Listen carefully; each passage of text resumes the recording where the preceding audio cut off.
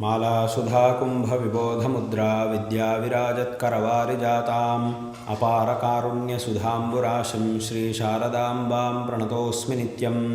श्रीमते शङ्करार्याय धीमतेऽद्भुतशक्तये नमोऽस्त्वद्वैतसिद्धान्तस्थापनोपात्तमूर्तये। ఇవాల్టి రోజున మనందరికీ కొత్త సంవత్సరం ప్రారంభమవుతూ ఉన్నది. ఈ రోజు నుంచి ఈ కొత్త సంవత్సరం ప్రారంభమయ్యి భగవద్ అనుగ్రహంతో మనకి అన్ని విధాల మంచిని చేయనున్నది.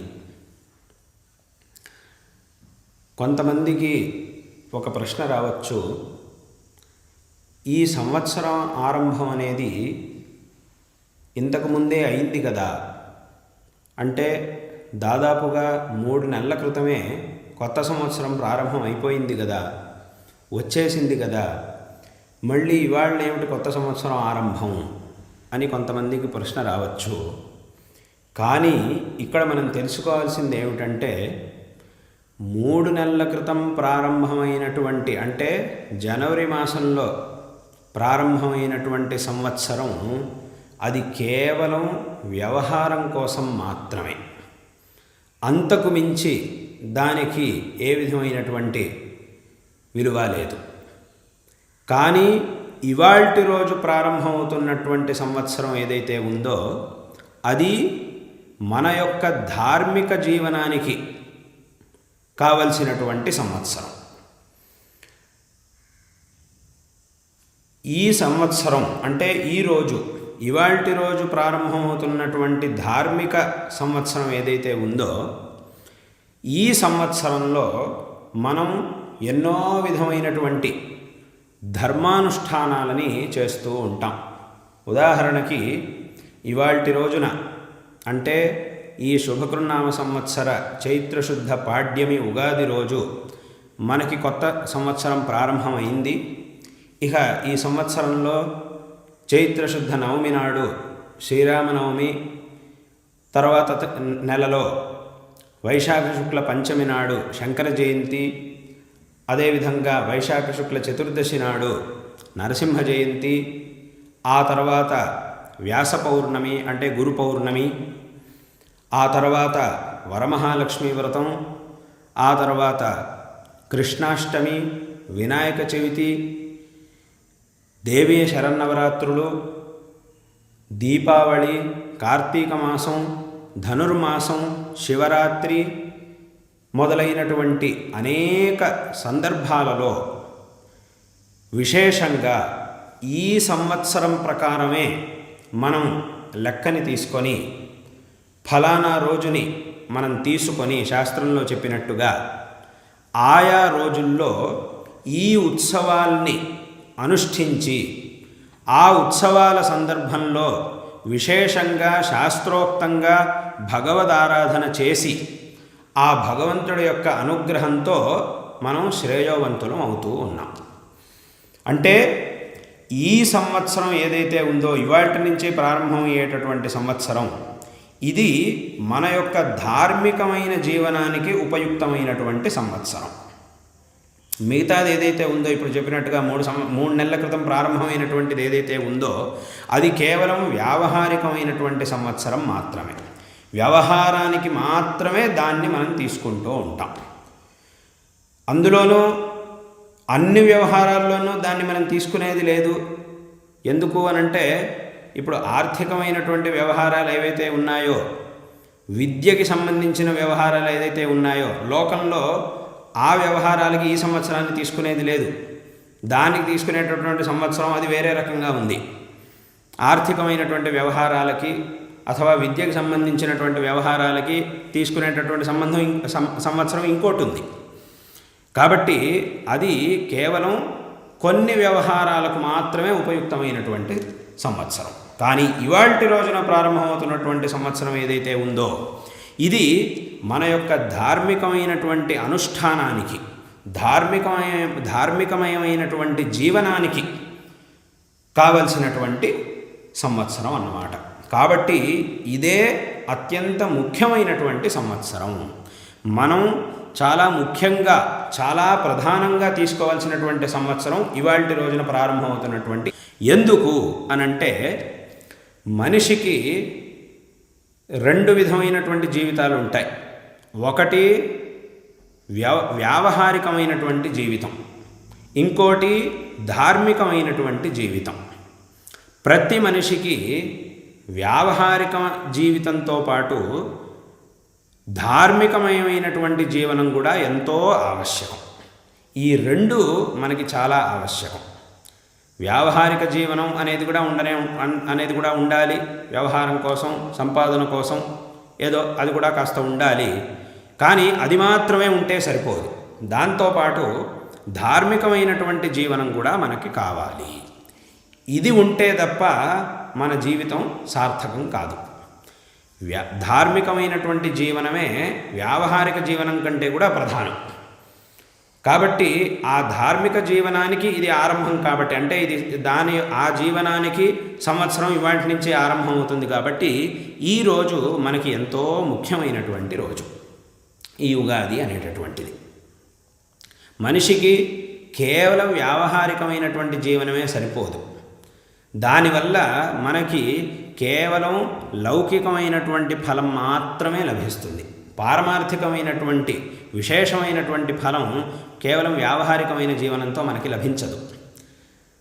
వ్యావహారిక జీవనంలోనే మనం మునిగిపోయి ఉంటే ఏమవుతుంది అనంటే, ఎంతో డబ్బు సంపాదించవచ్చు, ఎన్నో కోట్లు వేల కోట్లు డబ్బులు సంపాదించవచ్చు, ఏదో కాస్త పెద్ద పేరు వస్తుంది, అదంతా ఉంటుంది తప్ప ఒక మనశ్శాంతి, శ్రేయస్సు లభించాలంటే ఆ జీవనంతో మనకి ఉపయోగం లేదు.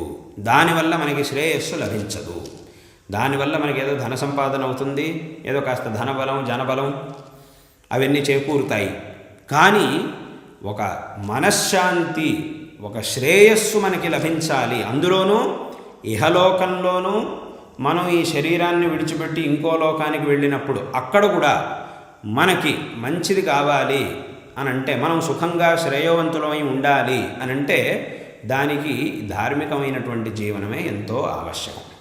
ఇవాళ రోజున మనం ఎంతోమందిని చూస్తూ ఉంటాం. ఎంతోమంది యొక్క అనుభవంలో ఉంటుంది ఈ విషయం. ఏమిటంటే, వాళ్ళు కేవలం వ్యవహారంలోనే మునిగిపోయి ఎంతో శ్రమపడి ఎంతో ధనం సంపాదిస్తున్నారు, ఎంతో డబ్బు సంపాదిస్తున్నారు, ఎంతో పేరును సంపాదిస్తున్నారు, పెద్ద పెద్ద మేడలు కడుతూ ఉన్నారు, పెద్ద పెద్ద భవనాల్లో ఉంటున్నారు. కానీ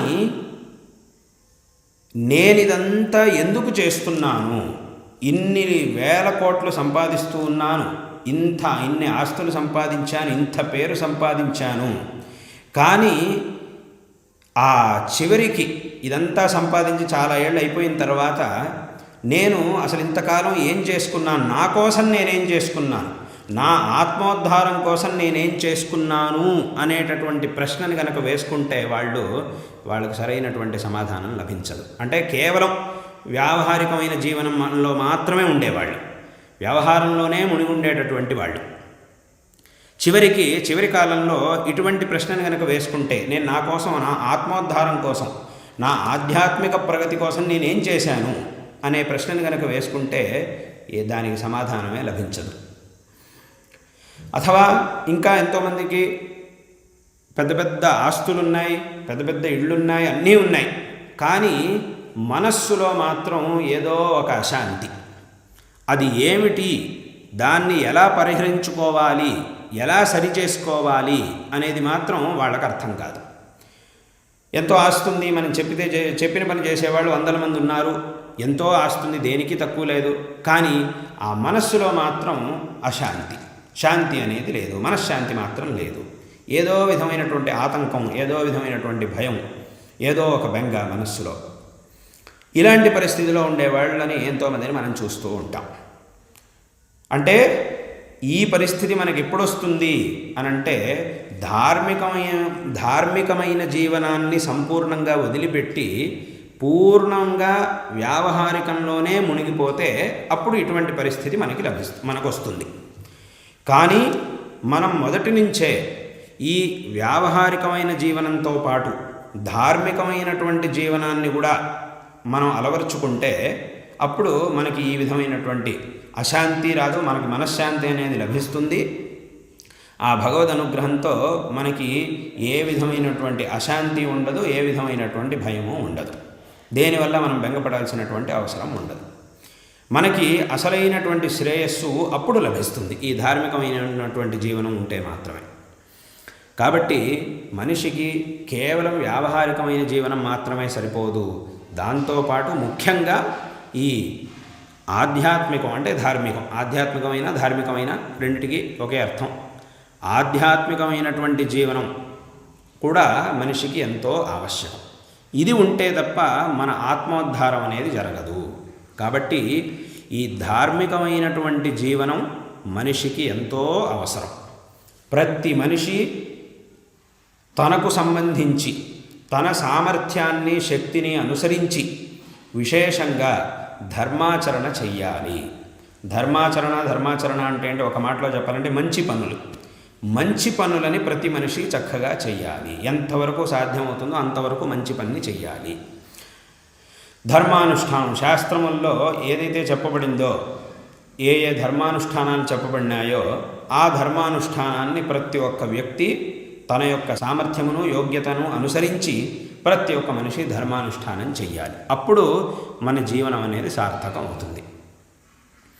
మనం ఇక్కడ ఎంతో సంపాదిస్తూ ఉంటాం, ఎంత సంపాదించినా కూడా అది మనతో పాటు రావాలంటే ధర్మంగా మారాలి. అది ఎందుకంటే మనం ఇక్కడి నుంచి ఈ లోకం నుంచి ఇంకో లోకానికి వెళ్ళేటప్పుడు మన దగ్గర ఉన్నటువంటి ఆస్తిలోంచి ఒక్క పైసాని కూడా మనం పట్టుకెళ్ళలేం.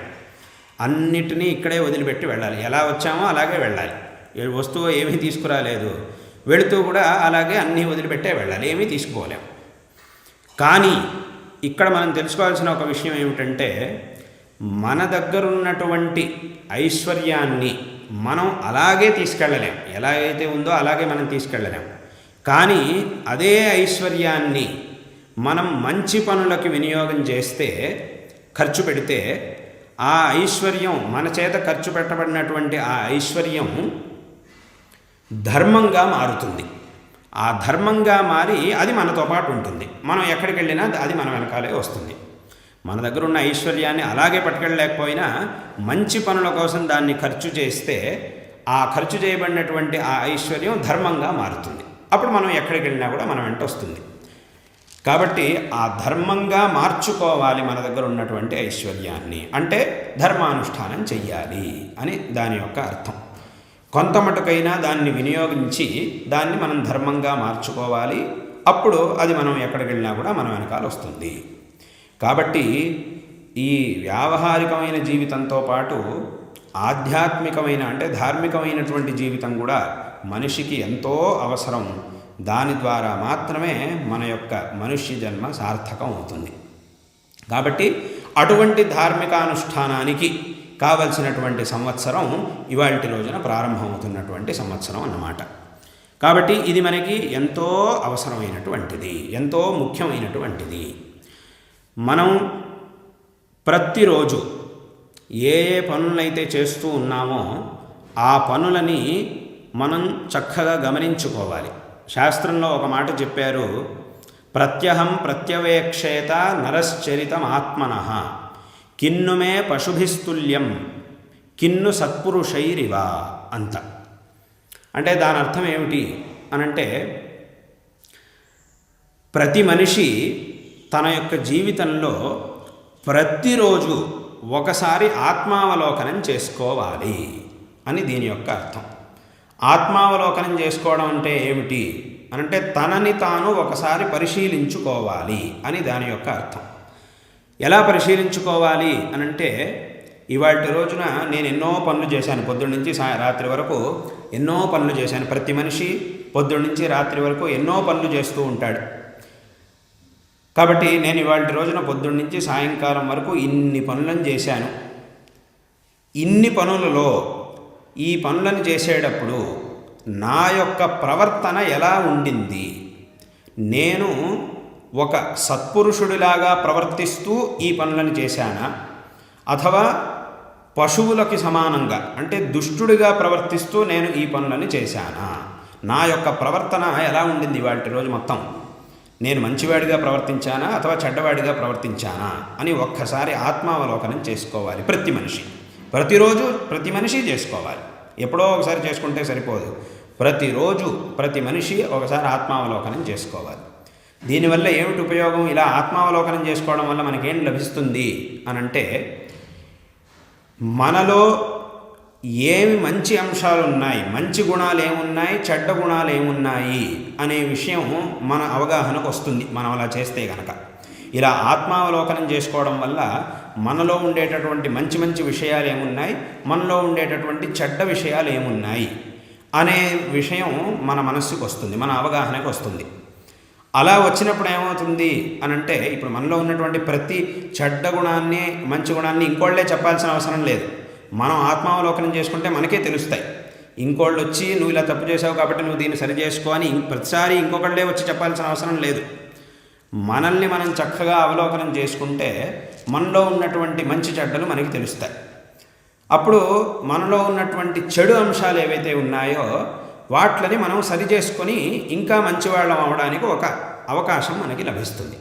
ఇలా ఆత్మావలోకనం చేసుకోవడం ద్వారా మనలో ఉండేటటువంటి చెడు అంశాలు మనకి తెలుస్తాయి. అప్పుడు మనం వాటిని సరి చేసుకోవడానికి సాధ్యమవుతుంది. వాటిని మనం సరి చేసుకుంటే అప్పుడు మన జీవితం ఇంకా సంతోషంగా ఉంటుంది, మన జీవనం. ఎందుకంటే ప్రతి మనిషిలోనూ గుణాలు ఉంటాయి, దోషాలు ఉంటాయి, రెండూ ఉంటాయి. పరమేశ్వరుడు ఒక్కడే ఈ ప్రపంచంలో ఏ విధమైనటువంటి దోషములు లేనివాడు. భగవంతుడిని తప్ప మిగతా అందరిలోనూ ఏదో ఒక దోషం ఉండనే ఉంటుంది.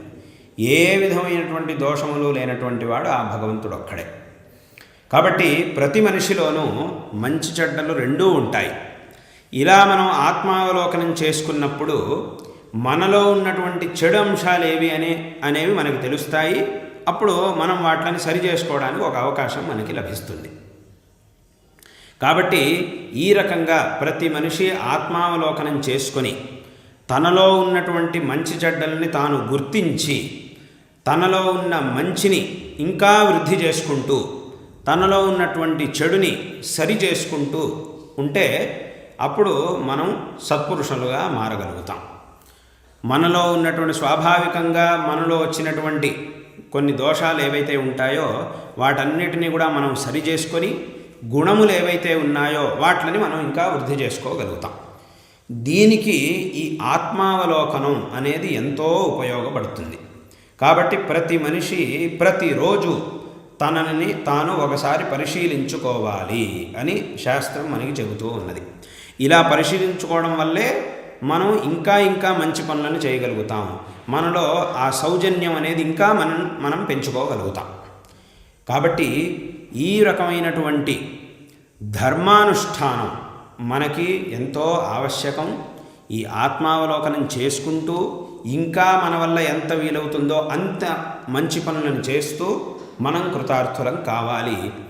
ఈ రకంగా వ్యావహారిక జీవనంతో పాటు ఎవరూ కూడా ఈ ప్రపంచంలో వ్యావహారిక జీవనం చేయకుండా కేవలం మొత్తం ఏదో జపానుష్ఠానమో ధ్యానమో చేసుకుంటూ కూర్చుంటానంతే, నేను ఏ వ్యవహారం చేయను అని అనడం కుదరదు. అందరికీ ఏదో ఒక సమయంలో ఏదో ఒక వ్యవహారం చేయాల్సి వస్తుంది. అంటే వ్యావహారిక జీవనం కూడా నడిపించాల్సి వస్తుంది. అందరికీ ఇష్టం ఉన్నా లేకపోయినా కూడా ఏదో వ్యవహారం చేయాల్సి వస్తుంది. కొంతకాలం చేసిన తర్వాత ఆ తర్వాత కావాలంటే అంతా వదిలిపెట్టచ్చు. కానీ ఏదో ఒక సమయంలో మొదటి నుంచి చివరి వరకు నేను ఏ వ్యవహారం చెయ్యను అని చేతులు కట్టుకొని కూర్చోవడం అది ఎవరి వల్ల కాదు. ఏదో ఒక వ్యవహారం చేయాల్సి వస్తుంది. కానీ కొంతకాలం చేసి దాంతోపాటు ఈ ధార్మికమైనటువంటి జీవనాన్ని కూడా గడుపుతూ చివరికి కావాలంటే వ్యవహారాన్ని సంపూర్ణంగా వదిలిపెట్టి సంపూర్ణంగా ధార్మికమైనటువంటి జీవనంలో ఉండొచ్చు. కొంతమంది ఏమనుకుంటారు అనంటే, మీరు ధర్మానుష్ఠానం కూడా చెయ్యాలి అని చెప్పినప్పుడు అప్పుడు వాళ్ళు ఏమంటారు అనంటే, మాకిప్పుడు చాలా పనులు ఉన్నాయి, వ్యవహారంలో ఉంటాం మేము, కాబట్టి ఇప్పుడు మా వల్ల కాదు, మేము ఇదంతా పూర్తయిపోయిన తర్వాత అంటే రిటైర్ అయిపోయిన తర్వాత అదంతా చూసుకుంటాము, కాబట్టి ఇప్పుడు మేమేమి చెయ్యము అని అంటుంటారు కొంతమంది. కానీ ఇది చాలా తప్పు. ఎందుకు అనంటే, ఇంతకాలం వ్యవహారంలో సంపూర్ణంగా మునిగిపోయి వ్యవహారం చేసి చేసి చేసి చివరికి ఆ రిటైర్ అయిపోయిన తర్వాత కూడా ఆ మనస్సు వ్యవహారం వైపే ఆకర్షితం అవుతూ ఉంటుంది. అప్పుడు ధార్మికమైనటువంటి జీవనం వైపు ఆ మనస్సు వెళ్ళదు. కాబట్టి అంతా మేము వ్యవహారం అంతా అయిపోయాక మేము ధర్మానుష్ఠానం మొదలెడతాము, అది ఎప్పుడో మొదలెడతాము ఇంకా భవిష్యత్తులో అని అనడానికి వీల్లేదు. ఎందుకంటే శంకరాచార్యులు వారే చెప్పారు, మనకు వయస్సు అవుతున్న కొద్దీ ఏమవుతుంది, వృద్ధస్తావత్ చింతాసక్త అని అన్నారు. అంటే వృద్ధులవుతున్న కొద్దీ, చాలామందికి వృద్ధులవుతున్న కొద్దీ మనస్సులో ఇంకా చింతలు ఇంకా పెరిగిపోతూ ఉంటాయి, ఆలోచనలు ఇంకా పెరుగుతూ ఉంటాయి. ఒక వయస్సులో ఉన్నటువంటి వాళ్ళకంటే వయస్సు అయిపోయిన వాళ్ళకి ఇంకా మనస్సులో చింతలు, బాధలు, బెంగలు ఇంకా పెరుగుతూనే ఉంటాయి. కాబట్టి అవి తగ్గవు. కాబట్టి మొదటి నుంచి, చిన్న వయస్సు నుంచి మనం ధార్మికమయమైనటువంటి జీవనాన్ని ఆరంభం చేసి, వ్యావహారికంతో పాటు ధార్మికమైన జీవనాన్ని కూడా మనం అయినంత మేరకు మనం చేస్తూ ఉంటే, అప్పుడు మనకు వయస్సు అయిపోయిన తర్వాత కూడా మొదటి నుంచి మనం ధార్మికమైనటువంటి జీవనాన్ని కూడా గడుపుతూ వచ్చాం. కాబట్టి వయస్సు అయిపోయిన తర్వాత కూడా సంపూర్ణంగా ధర్మానుష్ఠానంలో ప్రవేశించడానికి మనకి ఏ విధమైనటువంటి ఇబ్బంది, బాధ ఉండదన్నమాట. కాబట్టి ఈ ధార్మికమైన జీవనానికి మేమంతా వయస్సు అయిపోయిన తర్వాత చేస్తాం అనంటే అది కేవలం భ్రమ. ఈ ధార్మికమైన జీవనానికి వయస్సు అనేది లేదు, వయస్సుతో సంబంధం లేదు. ప్రతి మనిషికి ప్రతి వయస్సులోనూ ప్రతి అవస్థలోనూ ఏదో ఒక విధమైనటువంటి ధర్మం శాస్త్రంలో చెప్పబడి ఉన్నది. మనకి మన యోగ్యతని, మన సామర్థ్యాన్ని అనుసరించి మనకి ఏ విధమైనటువంటి ధర్మానుష్ఠానం చెప్పబడిందో శాస్త్రంలో, దాన్ని మనం శాస్త్రజ్ఞులైనటువంటి విద్వాంసుల ద్వారా, మన పెద్దవాళ్ల ద్వారా మనం తెలుసుకొని ఆ రకంగా మన ధార్మికమైనటువంటి జీవనాన్ని గడపాలి. అప్పుడు మన యొక్క జీవితం అనేది సార్థకం అవుతుంది. కాబట్టి ఈ విషయాన్ని అందరూ కూడా చక్కగా తెలుసుకొని ఈ ధార్మికమైన జీవనానికి విశేషంగా ప్రాధాన్యం ఇస్తూ కృతార్థులం కావాలి. తద్వారా మన జీవనాన్ని మనం సార్థకం చేసుకోవాలి. విశేషంగా మన జీవితంలో భగవద్ ఆరాధన చెయ్యాలి, అదే రకంగా గురు సేవ చెయ్యాలి, అదేవిధంగా సమాజ సేవ చేయాలి. నలుగురికి మన వల్ల ఎంత ఉపయోగం అయితే అంత మనం నలుగురికి ఉపకారం చేయాలి, ఎంత వీలైతే అంత నలుగురికి ఉపకారం చెయ్యాలి. ఈ రకంగా ఎంత సాధ్యమవుతుందో అంత మంచి పనులను చేస్తూ మన జీవనాన్ని మనం సాగించాలి. కాబట్టి ఈ విధంగా మనం చేయవలసినటువంటి ధర్మానుష్ఠానాలకి అన్నీ కూడా సంవత్సరం ఇవాల్టి రోజు నుంచి ప్రారంభం అవుతుంది.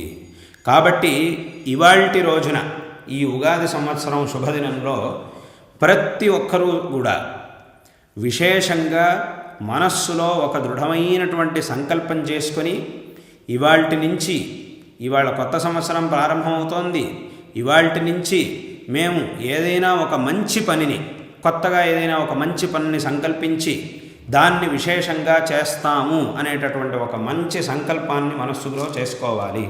చేసుకొని విశేషంగా ధర్మానుష్ఠానం చెయ్యాలి. అదే రకంగా ఇందాక చెప్పినట్టుగా ఆత్మావలోకనం, ప్రతిరోజు ఆత్మావలోకనం చేసుకోవాలి. నేను మంచివాడిగా ఉన్నానా, చెడ్డవాడిగా ఉన్నానా, నా ప్రవర్తన సత్ప్రవర్తన, దుష్ప్రవర్తన ఎలా ఉంది అనే దాన్ని ఒకసారి చక్కగా పరిశీలన చేసుకొని దాని తీర్పుని మన అంతరాత్మకి వదిలేయాలి. నేను మంచివాడిగా ఉన్నానా, చెడ్డవాడిగా ఉన్నానా అని మనం విచారణ చేసి చివరికి దానికి తీర్పునిచ్చే అధికారాన్ని మనం తీసుకోకూడదు. మన యొక్క అంతరాత్మ, మన లోపల మనకు అంతరాత్మ అని ఒకటి ఉంటుంది, మనస్సాక్షి అని అంటారు దాన్ని లోకంలో. ఆ అంతరాత్మకి తీర్పునిచ్చేటటువంటి అవకాశాన్ని వదిలిపెట్టేయాలి. అప్పుడు ఆ అంతరాత్మ మనకి సరిగ్గా చెబుతుందన్నమాట. నువ్వు సరిగ్గా ఉన్నావు అథవా నువ్వు చెడ్డవాడిగా ఉన్నావు అనే విషయాన్ని మన అంతరాత్మ మనకి చెప్తుంది. ఎందుకంటే ఒక వ్యక్తి తాను నోటితో నేనే తప్పు చేయలేదు అని చెప్పినా కూడా, ఒక తప్పు చేసినటువంటి వ్యక్తి నోటితో నేనే తప్పు చేయలేదు అని చెప్పినా కూడా వాడి యొక్క అంతరాత్మ మాత్రం నువ్వు తప్పు చేశావు అని చెప్తూనే ఉంటుంది. ఎందుకంటే అంతరాత్మ ఎప్పుడు కూడా అబద్ధం చెప్పదు, అంతరాత్మ ఎప్పుడు కూడా సత్యాన్నే చెబుతుంది. ఆ వ్యక్తి నోరు అసత్యం చెప్పినా కూడా, అబద్ధం చెప్పినా కూడా ఆ మనస్సు, ఆ అంతరాత్మ అనేది మాత్రం నిజాన్నే చెబుతుంది. కాబట్టి ఇప్పుడు చెప్పినట్టుగా మనం చేసిన నా ప్రవర్తన ఎలా ఉంది అని మనం విచారణ చేసి దాని తీర్పుని అంతరాత్మకు వదిలేయాలి. అప్పుడు ఆ అంతరాత్మ సరైనటువంటి తీర్పుని ఇస్తుంది. దాన్ని పెట్టుకొని మనలో మనం మార్పుని తెచ్చుకోవాలి. ఈ రకంగా చేసినప్పుడు మన జీవనం సార్థకమవుతుంది. కాబట్టి ఇవాల్టి రోజు నుంచి ఇటువంటి ఒక విశేషమైన సంకల్పం చేసుకొని విశేషంగా మనకి ఎంత సామర్థ్యం ఉందో ఆ సామర్థ్యాన్ని అనుసరించి మంచి పనులను చేస్తూ, భగవంతుడు మనకి శరీరాన్ని ఇచ్చాడు, వాక్కునిచ్చాడు, మనస్సునిచ్చాడు. వీటిల్నే త్రికరణాలు అని అంటారు. ఈ 3 కరణములతో మనం మంచి పనులని చెయ్యాలి. 3తోనూ మనం మంచి పనులను చేయగలం. కొన్నిసార్లు మన శరీరంతో మంచి పనులు చేస్తాం. కొన్నిసార్లు మనం ఒక్క మాట చెప్తే చాలు, దాని ద్వారా ఎంతో పెద్ద పని జరుగుతుంది. ఒక్క మంచి మాట మనం చెప్పేస్తే దాని ద్వారా ఎంతో పెద్ద మంచి కార్యం జరుగుతుందన్నమాట. కొన్నిసార్లు మన మనస్సుతో చేయవలసినటువంటి మంచి పనులు, అంటే మంచి పనులను సంకల్పించడం, ఇంకొకళ్ళకి మంచి జరగాలి అని మన మనస్సులో మనం అనుకోవడం, ఇలా అనుకోవడం వల్ల కూడా ఎన్నో విధమైనటువంటి మంచి కార్యాలు మన ద్వారా జరుగుతాయి. ఎందుకంటే ఏదైనా ఒక కార్యం జరగాలంటే మొట్టమొదటి మనస్సులో సంకల్పం చేయాలి.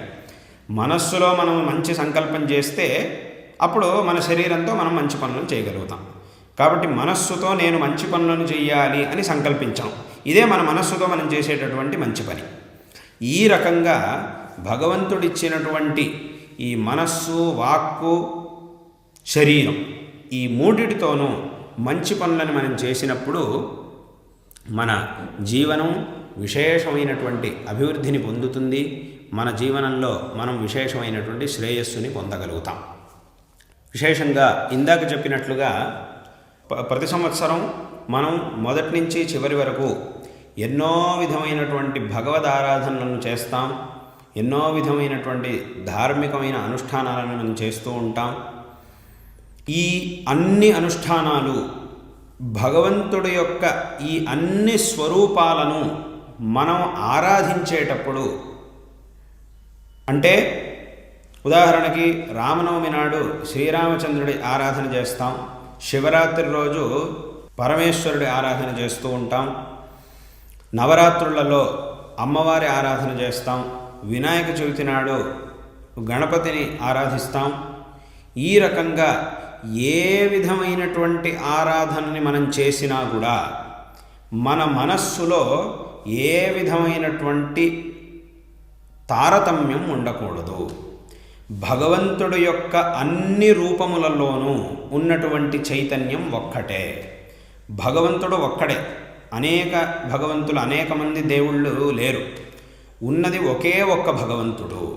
కానీ ఆయన యొక్క రూపములు, నామములు ఎన్నో ఉన్నాయి. మరి భగవంతుడు ఒకడే అయినప్పుడు ఇన్ని రూపాలు, ఇన్ని నామాలు ఎందుకు? ఆయన ఒకే పేరుతో, ఒకే నామంతో, ఒకే రూపంతో ఉండొచ్చు కదా. ఇన్ని రూపములు ఎందుకు? మరి రూపములు, నామములేమో ఇన్నున్నాయి, కానీ దేవుడు మాత్రం ఒకడే అని అంటున్నారు. దేవుడు ఒకడే అయినప్పుడు ఇన్ని రూపాలు ఎందుకు అని కొంతమందికి ప్రశ్న రావచ్చు. కానీ భగవంతుడు ఆయా సందర్భాల్లో ఒక్కో విధమైనటువంటి పనిని చేయడం కోసం ఒక్కో పేరుని, ఒక్కో రూపాన్ని ధరించాడే తప్ప ఇక్కడ భగవంతుడి విషయంలో ఏ విధమైనటువంటి భేదభావన మనకి పనికిరాదు. ఇన్ని రూపాలను భగవంతుడు ఎందుకు ధరించాడు అనంటే ఒక్కొక్క అవతారంలో ధర్మోద్ధరణ చేయడం కోసం, ధర్మాన్ని ఉద్ధరించి సజ్జనులను అనుగ్రహించి దుష్టులను శిక్షించడం కోసం భగవంతుడు అనేక విధమైనటువంటి రూపములను, నామములను ధరించాడు. రావణాసురుణ్ణి సంహరించడం కోసం రాముడి రూపాన్ని ధరించాడు. హిరణ్యకశిపుని సంహరించడం కోసం నరసింహస్వామి రూపాన్ని ధరించాడు. మహిషాసురాది రాక్షసుల్ని సంహరించడం కోసం అదే పరమాత్మ అమ్మవారి యొక్క రూపాన్ని ధరించాడు.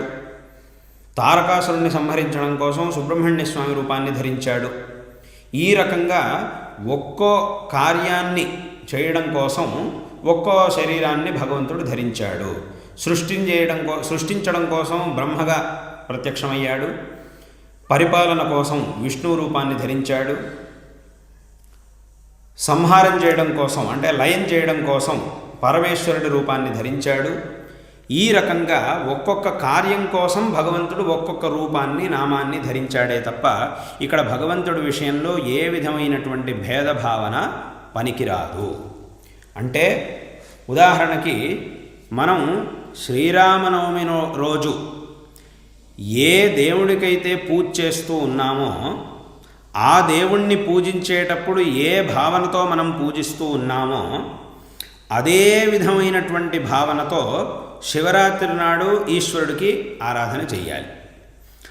ఈశ్వరుడికి శివరాత్రి రోజు ఏ భావనతో మనం ఆరాధన చేస్తూ ఉన్నామో అదే విధమైనటువంటి భావనతో శ్రీరామనవమి రోజు శ్రీరామచంద్రుడికి మనం ఆరాధన చెయ్యాలి.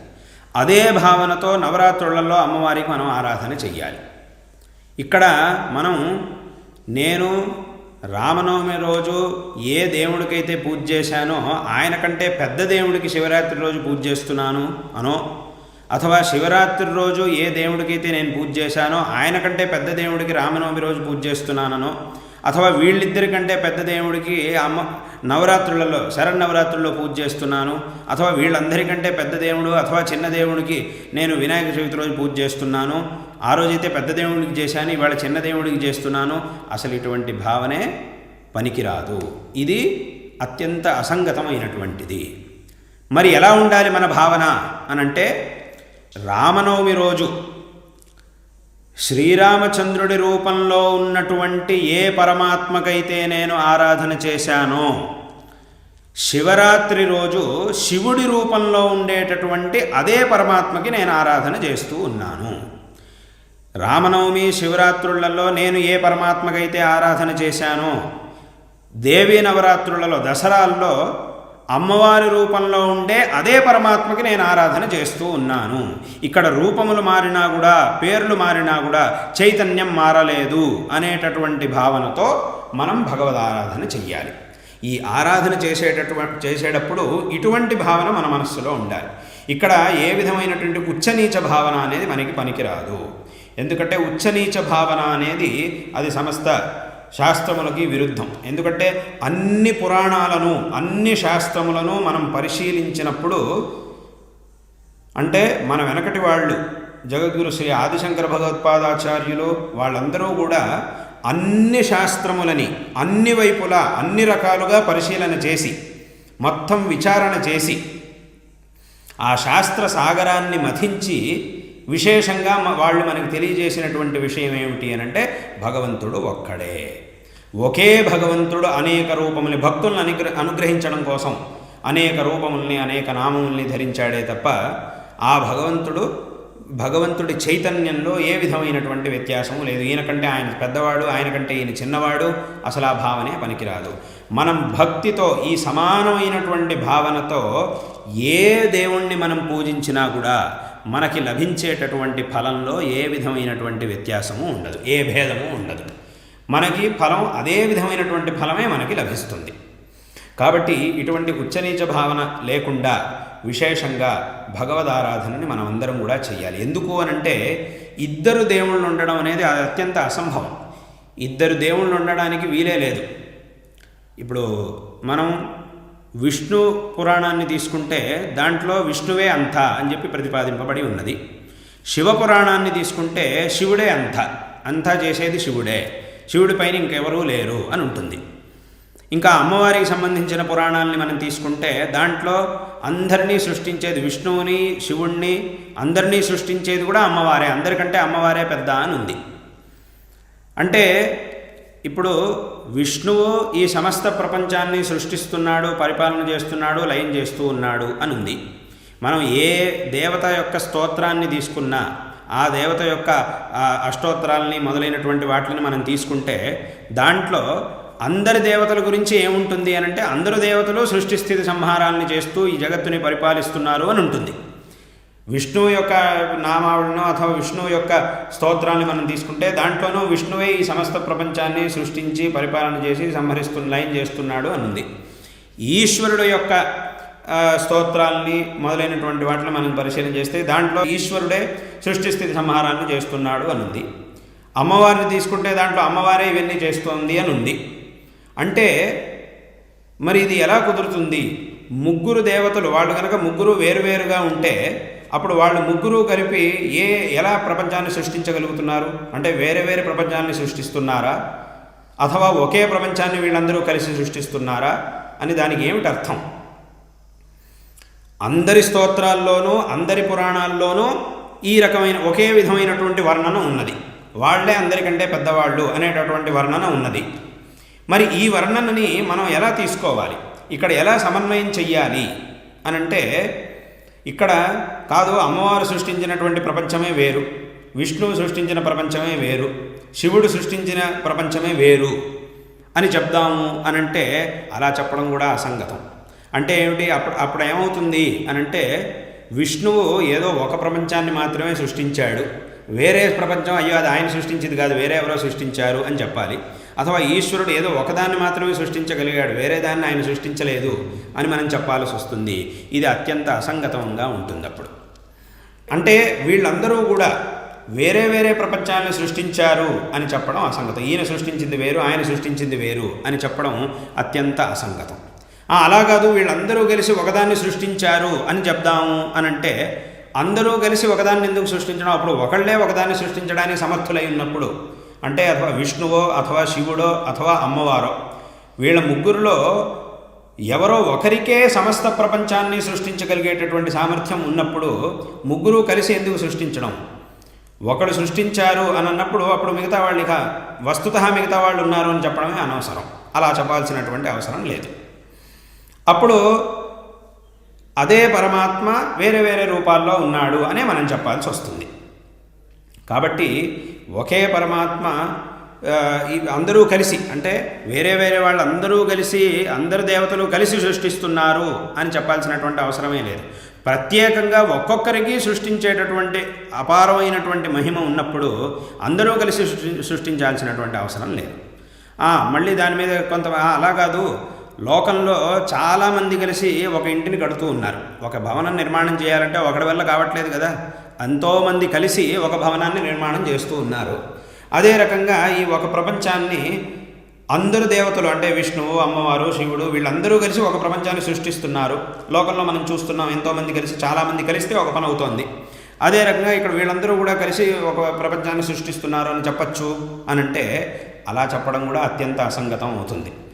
లోకంలో చాలామంది కలిసి ఒక పనిని ఎందుకు చేస్తున్నారు అనంటే, ఒక మనిషికి ఆ పనిని చేయడం సాధ్యం కాదు కాబట్టి, అటువంటి శక్తి ఒక మనిషికి లేదు కాబట్టి అందరూ కలిస్తేనే ఆ పని జరిగేటటువంటి ఒక శక్తి ఏర్పడుతుంది. కాబట్టి అందరూ కలిసి ఒక సంఘంగా ఏర్పడి ఏదైనా ఒక పనిని చేస్తూ ఉన్నారు. కానీ దేవతలు అలా చేయాల్సినటువంటి అవసరం లేదు. అంటే ఏమిటి? ఇప్పుడు ఏమవుతుంది అనంటే, ఒక్క విష్ణువో అథవా అమ్మవారో అథవా శివుడో వాళ్ళు ఒక్కళ్ళే ఈ ప్రపంచాన్ని సృష్టించలేరు. వాడి ప్రపంచాన్ని సృష్టించాలంటే మిగతా వాళ్ళందరూ కూడా ఉండాలి అని చెప్పినట్టు అవుతుంది. ఎలాగైతే లోకంలో అందరూ కలిసి ఒక పని చేసేటప్పుడు అక్కడ ప్రత్యేకంగా ఒక్కొక్కడికి ఆ సంపూర్ణమైనటువంటి పని చేసే సామర్థ్యం ఉండదు. మిగతా వాళ్ళు కలిస్తే మాత్రమే వీడికి ఆ సామర్థ్యం వస్తుంది. అలా లోకంలో మనం చూస్తున్నాం. అదే రకంగా ఇక్కడ చెప్పాలంటే అప్పుడు ఏమవుతుంది? కేవలం విష్ణువుకి ప్రపంచాన్ని సృష్టించే సామర్థ్యం లేదు కాబట్టి ఆయన సృష్టించడం కోసం ఈశ్వరుడిది, అమ్మవారిది సహాయం తీసుకుంటున్నాడు అని చెప్పాల్సి వస్తుంది. అథవా శివుడికి ప్రపంచాన్ని సృష్టించే సామర్థ్యం లేదు కాబట్టి ఆయన ఏం చేస్తున్నాడంటే అమ్మవారిది, విష్ణువుది సహాయం తీసుకొని వాళ్ళ ముగ్గురు కలిసి సృష్టిస్తున్నారు అని ఈ రకంగా అసంగతమైనటువంటి కల్పనను చేయాల్సి వస్తుంది.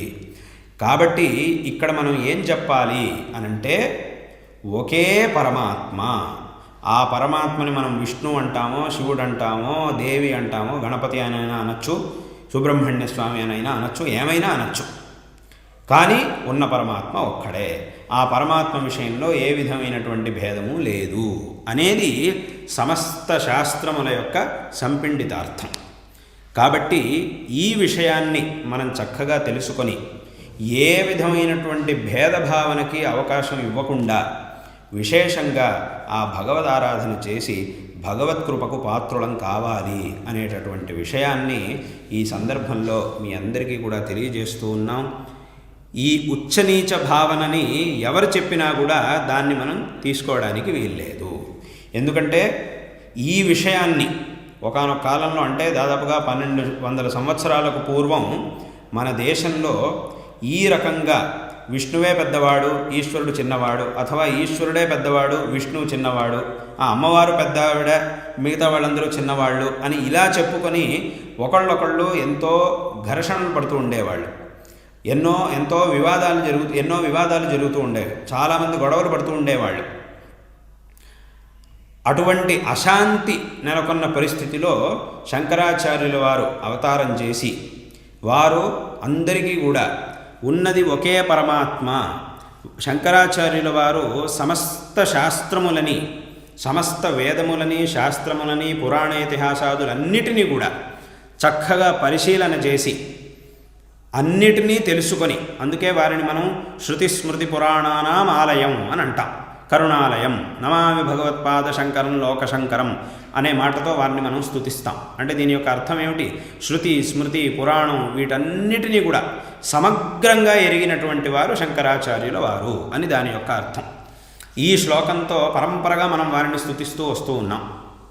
కాబట్టి వారు సమస్త శృతి స్మృతి పురాణ ఇతిహాసాదులన్నిటినీ కూడా అవలోకించి వాటన్నిటిలో ఉన్నటువంటి అన్ని విషయాలకు సమన్వయం చేసి ఈ ఉపనిషత్ ప్రతిపాదితమైనటువంటి ఈ సిద్ధాంతాన్ని, అంటే ఉన్నది ఒకే ఒక పరమాత్మ అనేటటువంటి విషయాన్ని ఈ జగత్తుకి చాటి చెప్పారు. ఆ సమయంలో దేవుడి పేరుతో ఎవరైతే గొడవలు పడుతూ ఉండేవారో వాళ్ళందరికీ కూడా ఒక సామరస్యాన్ని ఏర్పరిచి విశేషమైనటువంటి లోకానుగ్రహాన్ని శంకర భగవత్పాదాచార్యులు వారు చేశారు.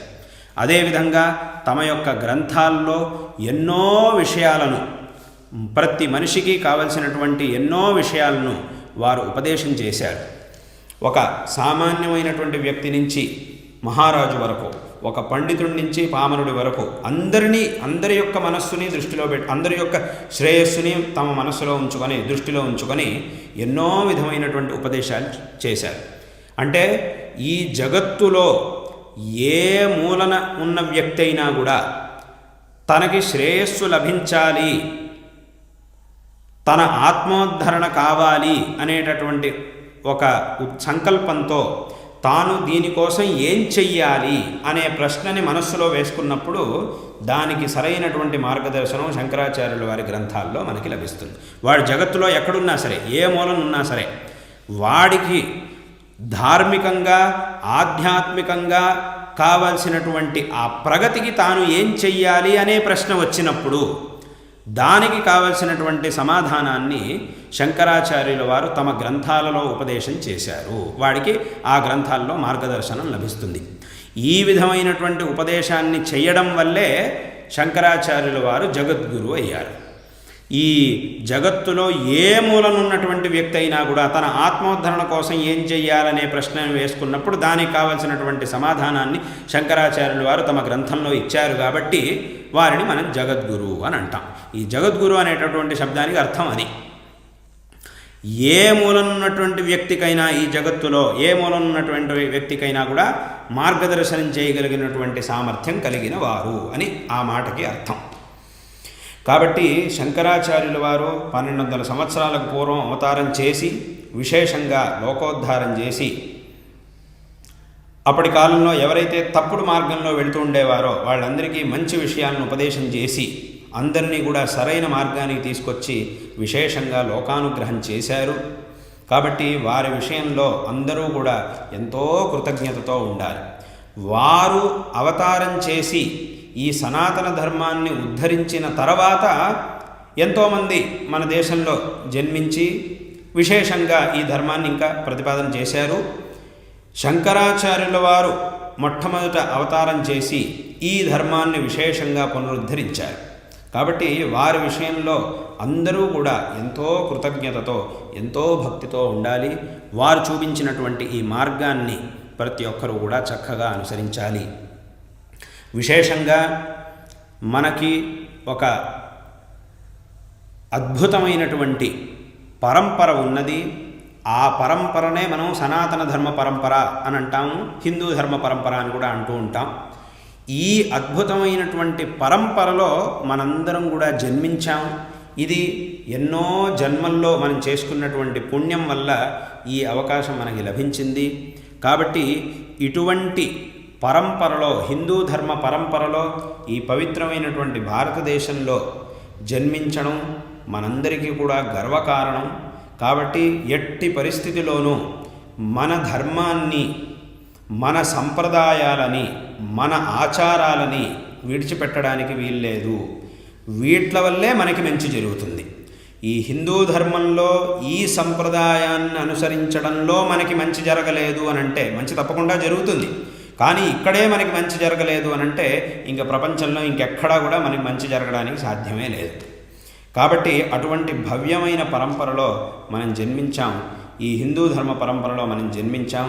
కాబట్టి ఈ పరంపరలో జన్మించినటువంటి మనందరం కూడా విశేషంగా ధర్మానుష్ఠానం చేసి ధార్మికమైనటువంటి జీవనానికి ప్రాధాన్యం ఇచ్చి, మన వెనకటి వాళ్ళందరూ కూడా ధార్మికమైన జీవనానికి ప్రాధాన్యం ఇచ్చారు.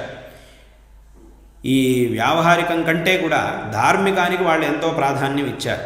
కాబట్టి వాళ్ళలాగా మనందరం కూడా ఈ ధార్మికమైనటువంటి జీవనానికి ప్రాధాన్యం ఇచ్చి విశేషంగా శ్రేయోవంతులం కావాలి అనేటటువంటి విషయాన్ని ఈ సందర్భంలో మీ అందరికీ కూడా చెబుతూ ఉన్నాం.